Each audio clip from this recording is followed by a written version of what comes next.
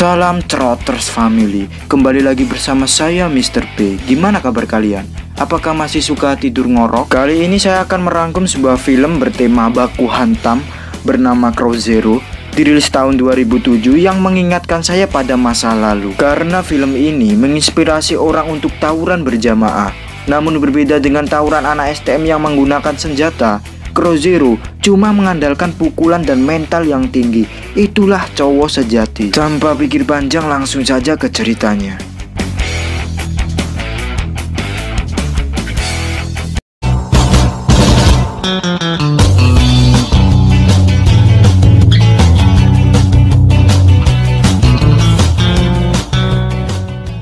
Diawali dengan memperlihatkan sekolah SMA laki-laki bernama Suzuran. Nampak sekolah ini seperti gedung angker yang tidak terurus, yang pasti banyak demit di sana. Sekolah ini mempunyai moto los sak karpe dewe. Itu dikarenakan para murid bisa masuk keluar sekolah seenak jidatnya. Tidak ada pelajaran dan hanya gelut saja setiap hari. Dan kisah akan berfokus kepada murid pindahan sekaligus anak ketua Yakuza yang sangat berbahaya di kota tersebut, bernama Takiya Genji. Pada adegan ini kita diperlihatkan Genji sedang mempilok nama raja dari Suzuran, yaitu Tamao Serizawa. Itu membuktikan bahwa Genji berambisi untuk menguasai Suzuran. Bersamaan dengan itu, ada acara penyambutan siswa baru yang dihadiri banyak cowok tangguh. Dan ketika perwakilan murid berpidato dengan nada culun, tiba-tiba datanglah siswa botak yang langsung menendangnya. Dan dia sesumbar bahwa di Suzuran, laki-laki sejati dibuktikan dari tinjunya, dan dia ingin menguasai Suzuran.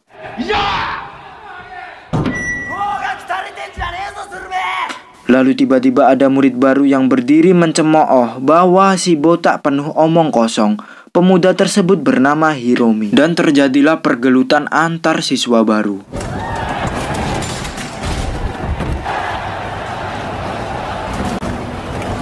Tak lama kemudian para siswa dikejutkan oleh kedatangan anggota Yakuza yang sedang mencari Tamao Serizawa. Karena Serizawa telah membuat babak belur salah satu temannya. Ini bernama Ken yang mencoba mencari Serizawa. Tapi karena gertakannya kurang menakutkan, teman-temannya menyuruh dia pergi membeli minuman karena dianggap beban.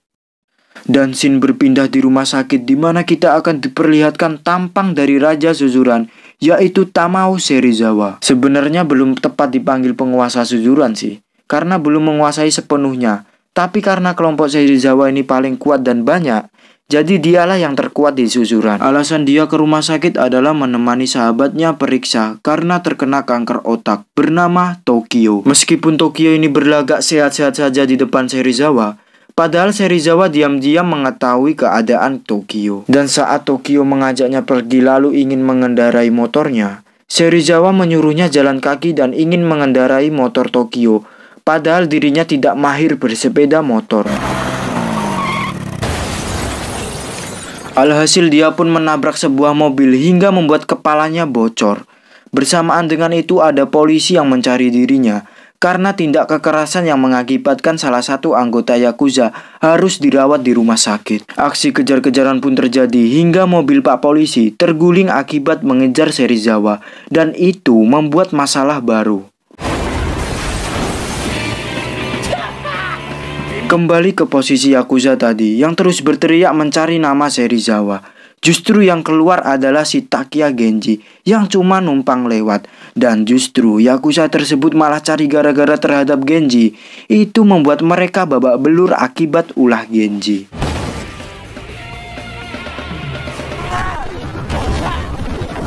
Di saat itu juga Serizawa kaget melihat tamunya yang sudah babak belur akibat murid baru, yaitu Takiya Genji. Dan tak lama kemudian polisi datang untuk menjemput Serizawa. Dan pada akhirnya Genji tahu yang berbicara dengan dirinya adalah Serizawa. Sepulangnya dari sekolah, Genji mampir ke warung kopi langganannya, di mana dia sedang dekat dengan seorang wanita penjual sayur bernama Ruka. Sebenarnya Genji ini orangnya baik yang tak begitu suka perkelahian. Namun karena statusnya sebagai anak ketua Yakuza, membuatnya harus bisa menguasai Suzuran agar cocok jadi penerus ayahnya. Singkat cerita, esok hari pun tiba, di mana Serizawa dan teman-temannya sedang bermain ludo. Tiba-tiba Genji datang dan menendang mejanya, membuat permainan menjadi berantakan. Genji pun menantang Serizawa duel, lalu dia pergi begitu saja. Ketika Serizawa mengamuk dan ingin mengejarnya, tiba-tiba datang Mikami bersaudara yang ingin menantang Serizawa. Tokyo pun langsung memberitahu Genji jika dia ingin melawan Serizawa, dia harus mengalahkan murid kelas 2 bernama Rindaman. Barulah dia bisa menantang Serizawa. Genji pun langsung mengiyakan dan segera pergi untuk mencari si Rindaman.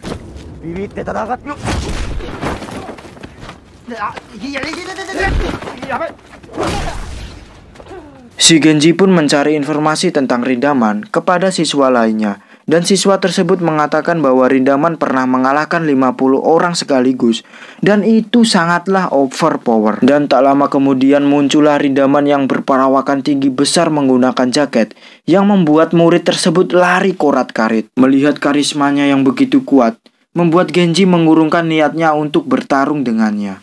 Namun tiba-tiba datanglah anggota Yakuza paling culun, yaitu si Ken, yang beranggapan bahwa Genji adalah Serizawa. Tapi dengan sekali pukulan Genji, membuat si Ken mencret seketika.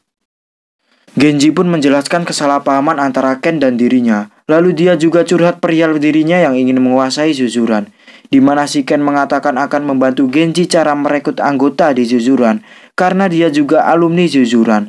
Dan mereka pun menjadi sangat akrab. Dengan buku tutorial yang dibuat si Ken, Genji pun langsung menantang jagoan di kelasnya bernama Chuta. Lalu dia pun menghajarnya membuat dirinya menjadi ketua di kelasnya.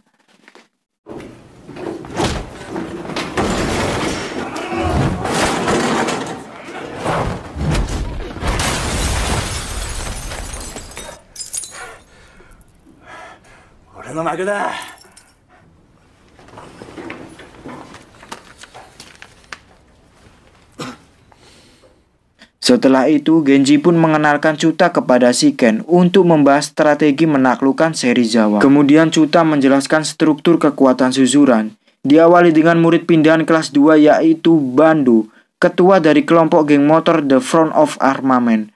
Tapi tidak perlu mengajarnya karena Bando cuma fokus menguasai jalanan. Lalu yang kedua adalah trio Ebizuka, penguasa dari kelas 1 yang dipimpin oleh Hiromi. Dan dua partnernya yaitu si protokol kesehatan dan si rambut kepang. Lalu Genji pun menanyakan di mana level Rindaman. Chuta pun menjelaskan bahwa Rindaman cuma pengamat di Zuzuran. Dia di level yang lain. Lalu si Ken menyeletuk seperti monster saja. Lalu Chuta menjawab bukan, karena monster yang sesungguhnya adalah Tamao Serizawa. Dialah yang terdekat menguasai Zuzuran, dan dia didukung oleh orang yang kuat-kuat seperti Tokaji, si ahli strategi atau otak dari semua rencana kelompok Serizawa. Dan kedua ada Shoji Tsumoto, menguasai ilmu bela diri judo. Lalu yang ketiga ada si penyakitan Tokyo.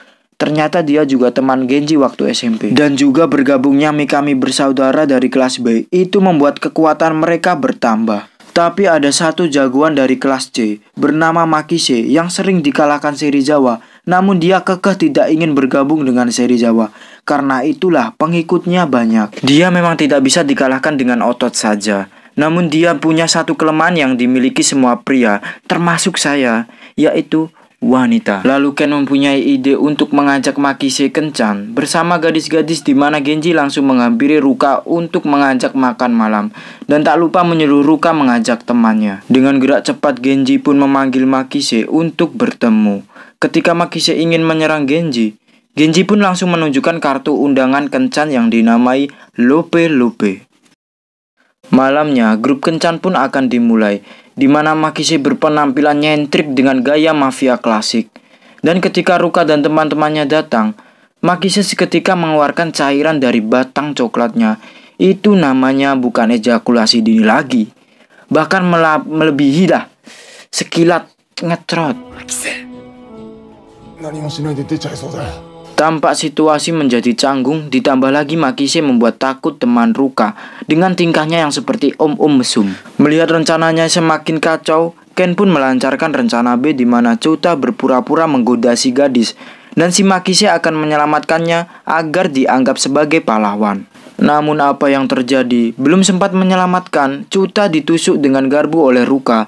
Dan ditambah rencana semakin kacau, di mana Makise malah keceplosan tentang rencana mereka. Ruka pun marah kepada Genji dan mengatakan, "Bajingan!" Lalu dia bersama temannya pergi. Sebagai laki-laki yang suka gelut, Genji ternyata juga bisa menangis karena perkataan Ruka. Ternyata bucin juga ya. Lalu kemudian Ken mempunyai ide untuk mengajak Makise bersinggah di panti pijat plus-plus. Anjing, bukan dari tadi aja idenya. Mendengarnya saja Makise pun seketika grogi lagi, dan dia kembali ngecrot si sempaknya.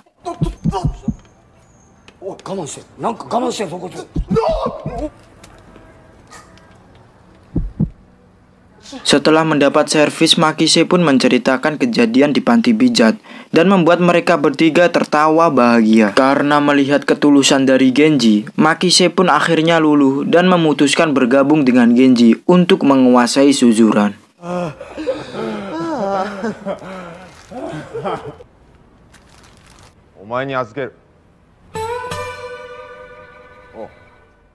Keesokan harinya Genji pun menemui Izaki dari kelas D yang berniat bergabung dengannya. Namun ternyata itu cuma akal-akalan dari Izaki untuk meroyok Genji di sana.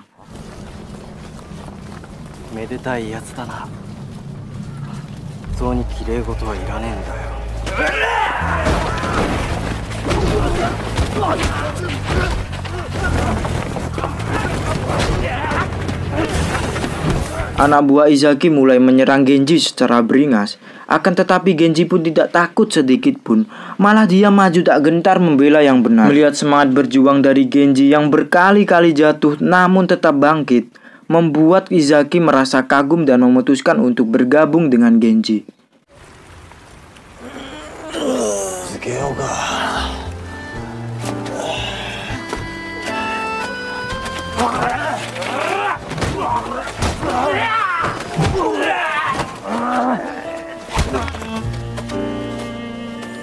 Mereka pun merayakan bertambahnya kelompok Genji dan menamai kelompok tersebut bernama GPS, Genji Perfect Shaya.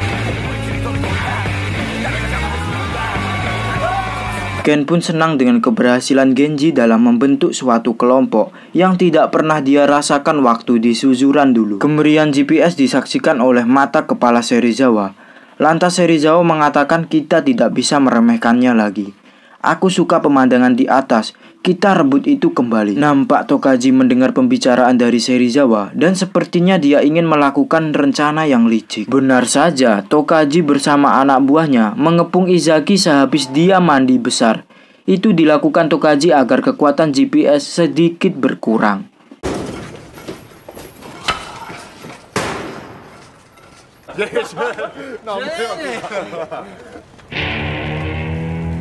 Dan terkejutnya Genji melihat temannya bergelantungan dengan wajah penuh darah. Genji pun semakin marah ketika tahu pelakunya adalah dari pihak Serizawa. Namun Izaki mengatakan jangan sekarang mulai peperangan, kita masih kekurangan personil. Dan ketika Genji nongkrong bersama Makise di suatu bar, tidak sengaja Serizawa malah bertemu dengan Genji. Ketika Genji menghampirinya dan menanyai, "Kau pelaku yang membuat Izaki babak belur?" Jelas saja Serizawa tidak mengetahuinya karena Tokaji melakukan perbuatan licik tanpa sepengetahuan Serizawa. Dan ketika situasi semakin memanas, tiba-tiba Tokio pingsan akibat penyakit kankernya yang semakin memparah. Alhasil dia harus dilarikan di rumah sakit.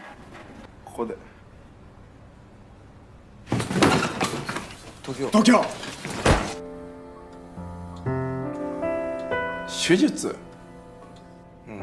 Singkat cerita, esok hari pun tiba, di mana Genji sedang mengamuk di kelas-kelas lainnya karena dia ingin menambah anggotanya. Jelas tindakan arogan yang dilakukan Genji mendapat pertentangan dari Makise.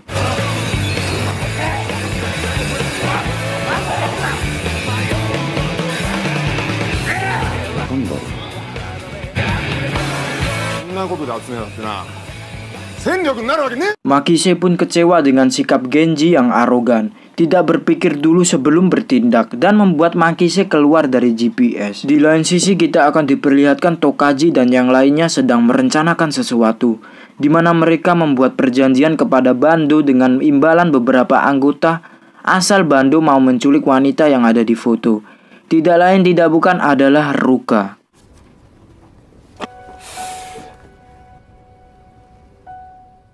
Kembali ke posisi Genji, di mana dia meminta maaf kepada Makise dan ingin Makise bergabung sekali lagi dengannya.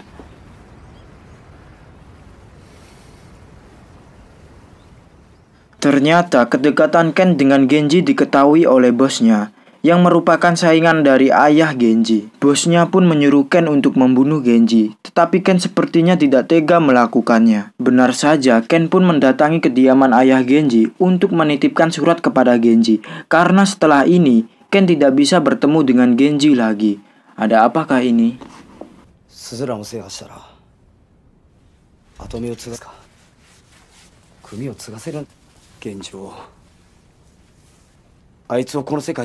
Adegan berpindah kepada Genji yang mendapat telepon dari Ruka yang mengaku bahwa dirinya dan temannya diculik oleh geng motor berjaket tengkorak. Dan Ruka juga memberitahu nama ketua dari geng motor tersebut, yaitu Bando. Genji dan kelompoknya pun tanpa pikir panjang menuju markas dari Bando untuk menyelamatkan Ruka.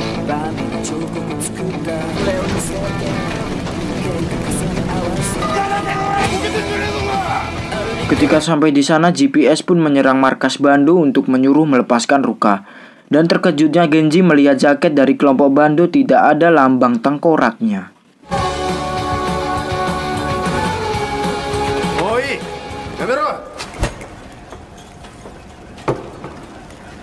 Dan Bando pun muncul beralasan tidak mengetahui jika yang diculik adalah gebetan Genji. Lalu Bando pun memberitahu dalang di balik semua ini, karena jika mereka diadu domba, yang untung adalah kelompok Serizawa. Namun kekacauan yang dibuat GPS membuat Bando tidak melepas mereka begitu saja. Bando ingin telinga Makise dipotong sebagai jaminan. Namun gagahnya Genji sebagai ketua atau pemimpin, dia rela mengorbankan telinganya demi teman-temannya. Sungguh sifat cowok sejati. Namun ketika Genji ingin memotong telinganya, Bando menahan Genji karena melihat sifat keberanian dan bertanggung jawab di Genji.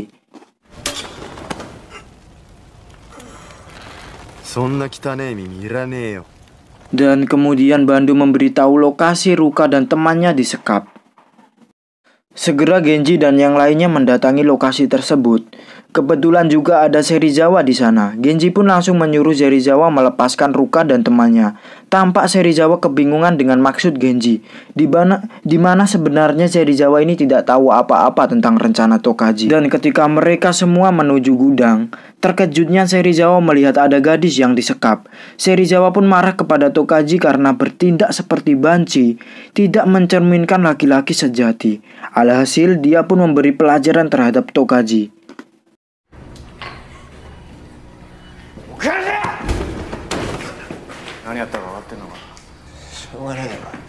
Karena sudah kejadian seperti ini, cuma satu yang bisa kita lakukan, yaitu tawuran berjamaah, kata Genji kepada Serizawa. Mereka berdua pun sepakat untuk melakukan tawuran berjamaah yang dimulai pukul 5 sore di lapangan Suzuran.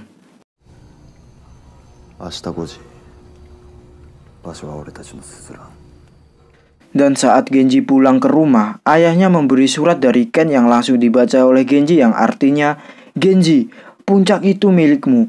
Terbanglah yang tinggi seperti gagak ingin boker. Hurra!"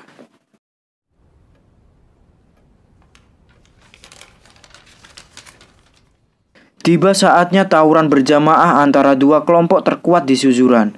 Dan betapa gagahnya kelompok Genji berjalan di tengah guyuran hujan deras menggunakan payung anti bocor. Di lain sisi kita diperlihatkan Tokyo yang akan menjalani operasi otak, di mana dirinya meminta berjalan sendiri menuju ruang operasi, dan itu sangat cowok banget.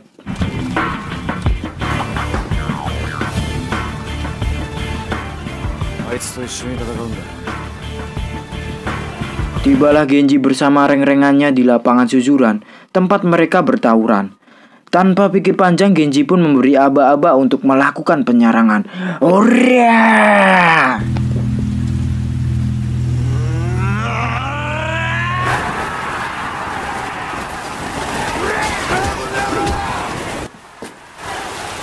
Tawuran pun terlihat sangat seru, di mana mereka saling melakukan jual beli serangan.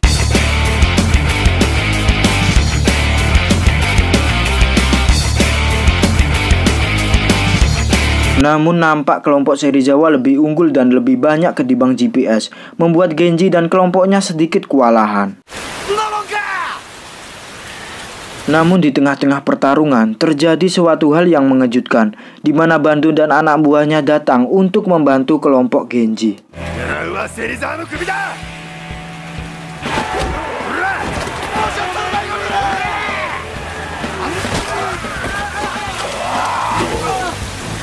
Dengan adanya Bando, membuat pertarungan menjadi imbang. Hingga sampailah pertarungan di final battle di mana semuanya tampak terlihat kelelahan dan hanya menyisakan Genji versus Serizawa.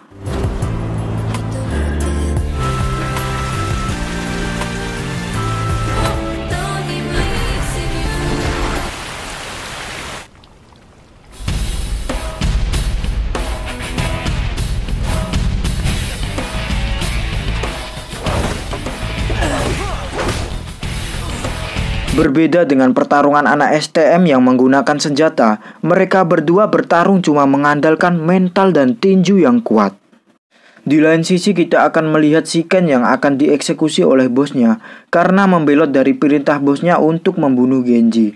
Sebelum dilakukannya eksekusi, ketua Yakuza tersebut memberi jasnya kepada Shiken sebagai penghormatan terakhir. Dan saat bosnya meminta kata-kata terakhir dari Shiken sebelum menembaknya, Shiken pun berbicara dengan lantang, "Genji, terbanglah!"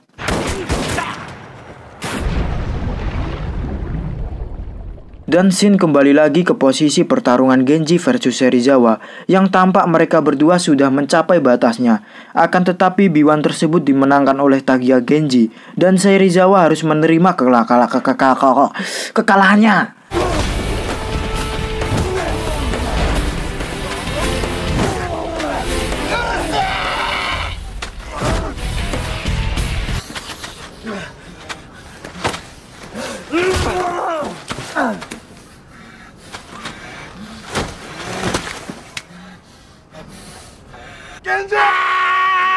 Scene kembali berpindah kepada Shiken yang ternyata dia belum mati dikarenakan jas yang diberikan oleh bosnya ternyata anti peluru.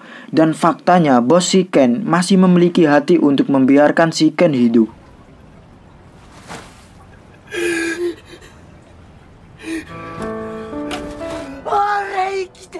Setelah pertarungan antara GPS dan fraksi Serizawa selesai, beberapa hari kemudian tampak situasi menjadi kondusif. Terlihat Tokyo yang sudah sehat pasca operasi bersama Serizawa menyapa Genji yang akan menantang Rindaman duel. Karena bagi Genji, jika belum mengalahkan Rindaman, belum pantas disebut penguasa Suzuran.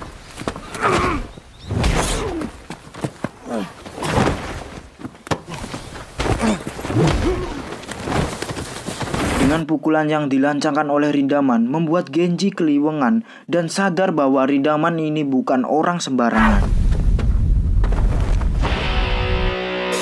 Dan film pun tamat.